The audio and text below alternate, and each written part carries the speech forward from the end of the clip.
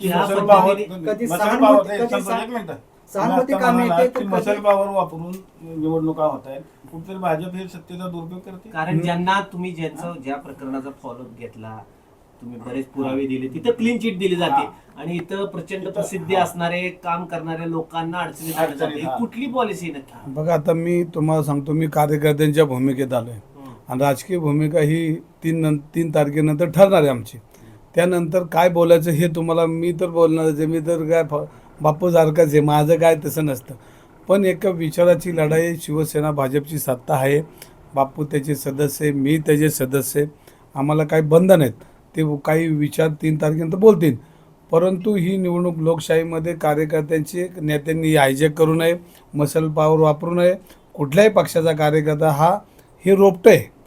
ही निवडणूक ही रोपटं आहे कार्यकर्त्याची, विचाराची लढाई आणि एक कार्यकर्ता घडवण्याची लढाई. ही जर मसल पॉवर आणि आर्थिक पॉवरने जर निवडणुका होत असतील तर भविष्यात कार्यकर्ता हा घडणार नाही. हे तीन तारखेनंतर काय होईल?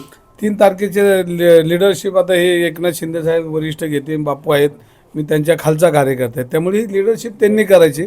पण जे काय आम्हाला आदेश देतील ते आदेश सर्वसामान्य आणि महाराष्ट्राच्या हिताचे असेल हे माझ्यासारख्या कार्यकर्ते समजतात. शिंदे साहेबांनी धाडस दाखवलं चाललंय, कृतज्ञता व्यक्त झाली. त्याच्या मागे त्यांचं स्वयंबळावर जे राज्यात यायचं आहे ते स्वप्न, यामुळे हे संघर्ष दिसतोय. नाही, ह्या ज्या काय गोष्टी त्या महाराष्ट्राला दिसत आहेत, ह्या मतदारांना दिसतात, लोकशाहीमध्ये दिसतात. आम्हाला काही बंधन आहेत बोलायची, पण त्याच्यामध्ये हे तुम्हाला आम्हाला सगळ्यांना दिसतंय. ह्याचा उद्रेक कधीतरी होईल. तो कसा होईल तो सांगता येणार, पण उद्रेक नक्की होणार. भारतीय जनता पार्टीचं जे ऑपरेशन लोटस सुरू आहे त्याची कार्यपद्धती बरोबर आहे का? त्याचं त्यांना यश मिळेल का? ना आता आपण सांगोल्यामध्येच बघितला, बघा, एक विचाराची लढाई लढणारा हा सांगोला आहे आणि देशमुख साहेबांचा आदर्श असणार हा सांगोला. पण ती विकल्या गेलेली लोक आता आपल्याला दिसत आहेत. आता मी कोणावर टीका करायला पण विकल्या गेलेले दिसतात. आता ही खरेदी विक्रीवर आता लय मोठी चर्चा तर नंतर हो, आम्ही आमने सामने हो किंवा नाही हो, पण एक कार्यकर्ता म्हणून जी भीती वाटते की एक महाराष्ट्रावर नाही देशामध्ये एक आदर्श सांगोला तालुका, आदरणीय देशमुख साहेबांचा तालुका, तो विचाराचा तालुका, तो एका मुशीतनं तयार झालेला आणि घोंगडीवर कार्यकर्ते घडवणारा हा सांगोला. त्याची परिस्थिती जर आज त्यांच्या परंपरेतून जर कुठं असा डाग लागत असेल तर ते वरनं कोणाला चांगले आशीर्वाद देणार नाही, ते नक्की. मसल पॉवर आणि दंडेशाही कोण करतं नक्की? आता हे तुम्हाला तुमच्यात आणि आमच्यात आता काय लपून राहिलं नाही. तुम्हाला काय लिहायचं ते लिहा, पण जे चाललंय ते चुकीचं चाललंय. बापू म्हणतायत झुकिंगा नाही. अरे वाघ आहे राजा आहे. मी परवा ऐकलं राजा आहे, मी म्हटलं हरलं नाही तर जिंकलं. राजा ज्यांनी आयुष्यभर काम केलं, पर आता म्हणजे किती वर्ष प्रामाणिक काम केलं, लढणारा कार्यकर्ता, रस्त्यावरचा कार्यकर्ता, उपाशी तापाशी सांगोल्यात काम केलं आहे. आज शिंदे साहेबांनी त्यांना हजारो रुपयाचं बजेट दिलं आहे, सांगोल्यातील जनतेला दिलं आहे. हे काय स्वतःच्या घरासाठी दिलं का काय दिलं का, आयुष्यभर सगळं वाहून टाकलं आहे जनतेला. आणि त्या माणसाला जर अशा पद्धतीने जर विरोधक किंवा सत्तेतले मित्रच त्रास देत असेल तर ते योग्य नाही. तुम्ही म्हणणार का बापून बरोबर झुके का नाही? अरे मी कधीच झोकत नाही, मी तर लढतोच. आज बापूंची ऑफिसला भेट देत आहे, काय विशेष कारण? नाही, बापू आपल्याला माहिती असेल महाराष्ट्रात लढणारा नेता म्हणून त्यांची नोंद आहे. गेली कित्येक वर्षे सांगोला विधानसभा मतदारसंघामध्ये काम करताना त्यांचा वेगळा चेहरा या महाराष्ट्राने बघितला. आणि शिंदेसाहेब मुख्यमंत्री असताना हजारो कोटीचा निधी ह्या सांगोला शहरासाठी त्यांनी आणून सांगोला शहराला एक चांगला चेहरा देण्याचं काम केलं. आणि आत्ताच्या निवडणुकीमध्ये मी बापूंची बाईट बघितली. बापू आमचे परिवारातले, माझे सगळे नातेवाईक त्यांच्या आजूबाजूला असतात. आणि काल ज्या पद्धतीनं त्यांच्या ऑफिसची तपासणी झाली, छापा मारल्यासारखं काय, एक चांगल्या कार्यकर्त्याच्या पाठीशी आम्ही सर्व कार्यकर्त्यांनी उभं राहिलं पाहिजे या भावनेतून मी त्यांना खरं तर भेटायला, पण मी त्यांना भेटणारच होतो. कारण निवडणुकी पंढरपूर आहे, सांगोला आहे, मी आता कुर्डेवाडीमध्ये जाणार आहे. बापूंनी चांगली कार्यकर्ते त्या ठिकाणी उभे केलेत, त्यांना एक शुभेच्छा देण्यासाठी आणि त्या भागामध्ये आमचे परिवार असणं त्यांना सगळ्यांना एक सांगणं आवाहन देण्यासाठी की आमच्या बापूंनी जिथे जिथे उमेदवार उभे केले त्यांचा पाठिंबा दिला पाहिजे. बापू हा लढणारा कार्यकर्ता महाराष्ट्राने बघितला आहे.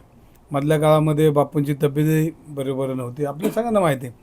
आणि लोकसभा असेल, विधानसभा असेल, ताकदीने एक शिवसेना भाजपचं काम त्यांनी या भागामध्ये केलं आणि पोटतिडकीने काम केलं. म्हणजे बापूचं वॉटर एक मनात एक असं जे मनात ते वॉटर असतं, त्यामुळं एक त्यांच्या इतिहासात त्यांची नोंद होणार आहे.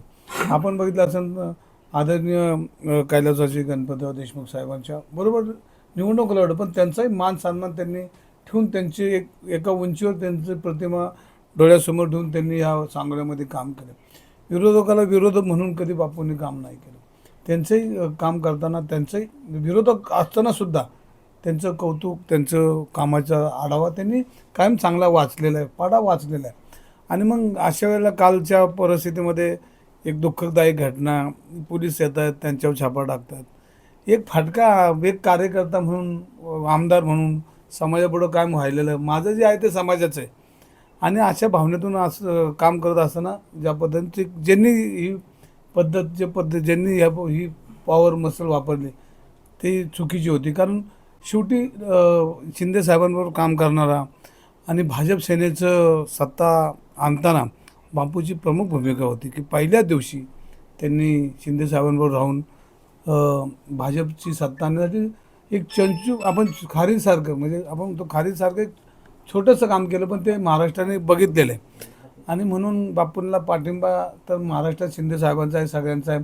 सकाळी शिरसाट साहेबांनी त्यांच्या पाठीशी आम्ही खंबीरपणे उभे असं सांगणार, पण कायम एक निष्ठा ठेवलेलं, भाजप शिवसेनेवर निष्ठा ठेवून त्यांनी काम केलं. एकंदरीत राज्यात जर आपण बघितलं तर कुठेतरी शिंदे गटाला भाजपकडनं टार्गेट केलं तर ते वारंवार अशा घटना घडतात. नाही, आता बघा लोकशाही म्हणजे बापूंच्या ऑफिसमध्ये बसलो आहे, पण बापूंना माझं कितपत पटेल हे मला सांगता नाही येणार. पण निवडणुकाच लोकशाही राहील का नाही अशी परिस्थिती आहे. आज ह्या निवडणुका आहेत बघा, मी सांगतो, मी 35-40 वर्ष राजकीय जीवनामध्ये काम करतो. पण ह्या नगरपालिका असेल, महानगरपालिका असेल, नगरपंचायती असतील, ग्रामपंचायती असतील, जिल्हा परिषद असतील, पंचायत समिती असतील, ह्या निवडणुका कार्यकर्त्यांच्या निवडणुका असतात. आणि आम्ही सर्व नेत्यांनी ह्या निवडणुका हायजॅक करायच्या का कार्यकर्त्यांना संधी द्यायची. हा कार्यकर्ता घडणारी निवडणूक आहेत. मग तो कुठल्याही पक्षाचा असू द्या, कुठल्या विचाराचा असू द्या, पण त्याच्यासाठी या निवडणुका असतात. आणि आत्ता बघितलं तर पूर्वीच्या निवडणुका ह्या चिन्हावर पक्षाच्या लढत नव्हत्या, ह्या वेगळ्या चिन्हावर, म्हणजे जे निवडणूक आयोग देतात ते चिन्हावर, स्थानिक ह्याच्यावर चिन्हावर लढत.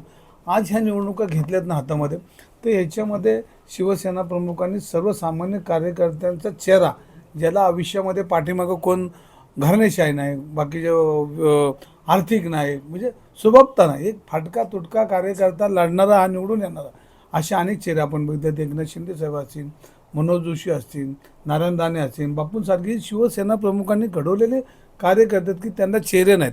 आणि त्या निवडणुका खऱ्या अर्थाने ह्या निवडणुका असतात. पण आत्ता ज्या निवडणुका ज्या पद्धतीनं मसल पॉवरवर चालल्यात, ह्या लोकशाहीला घातक आहेत. आणि म्हणून आम्ही सर्वांचं एक म्हणणं आहे की ही निवडणूक ही चांगल्या विचाराने, चांगल्या कार्यकर्त्याच्या पाठीशी म्हणून ही निवडणुका झाल्या पाहिजेत. आणि शिवसेना प्रमुख तुम्ही बघितलं असं, आम्ही त्यांच्यावर काम केलं. एक विचाराची लढाई लढणारा नेता आज महाराष्ट्र देशामध्ये नाही आहे. निवडणूक आयोग ज्या पद्धतीने काम करतं त्यांना बोलणारं कोण राहिलं नाही. शिवसेना प्रमुख त्यांच्या लेखणीतून, त्यांच्या व्यंग्यचित्रातून चांगल्याला आढावा करण्याचं काम हे देशामध्ये त्यांनी केलं. आज ह्या देशामध्ये सर्वसामान्य माणसाच्या पाठी उभा राहणारा नेता दिसत नाही, पण त्यांचाच वारसा घेणारे एकनाथ शिंदे हे आज महाराष्ट्रामध्ये काम.